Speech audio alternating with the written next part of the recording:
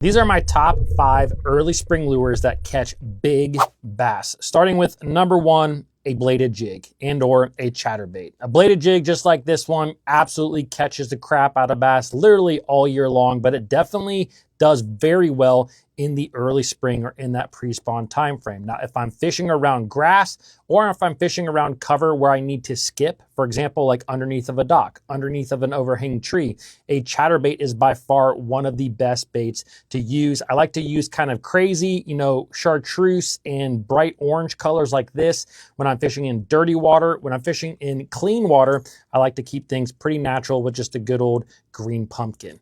Now, if I'm fishing around a lot of wood cover, you can definitely fish a chatterbait in that situation, but honestly, I prefer a big spinnerbait. Now, specifically, I love to fish these spinnerbaits that have the big single Colorado blade in the early spring, just like this.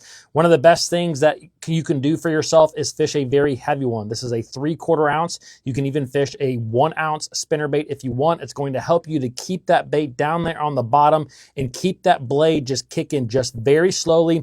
This doesn't catch a ton of fish, but the ones that you catch on this bad boy are usually really, really big. It is definitely my favorite choice around a lot of wood cover. Now, if I'm fishing around a lot of rock, again, the chatterbait or the spinnerbait could work, but a lot of times I prefer a simple crankbait just like this. Now, there's a number of crankbaits I like in really cold water. One is going to be the DT6 by Rapala, just like this. I also like a DT8. I like anything in the DT series because these are actually balsa baits. They have very little rattle to them at all. Another really good crankbait that you can use is some sort of Berkeley Fritz side, just like this. This bait casts really well in comparison to a lot of flat-sided crankbaits, and these things work extremely well in that cold water early spring time frame. Now, when I really want to go for a big bass during this time of year, you got to go with some sort of glide bait. And recently, I have really enjoyed using this Berkeley chop block. This thing is a soft plastic glide bait.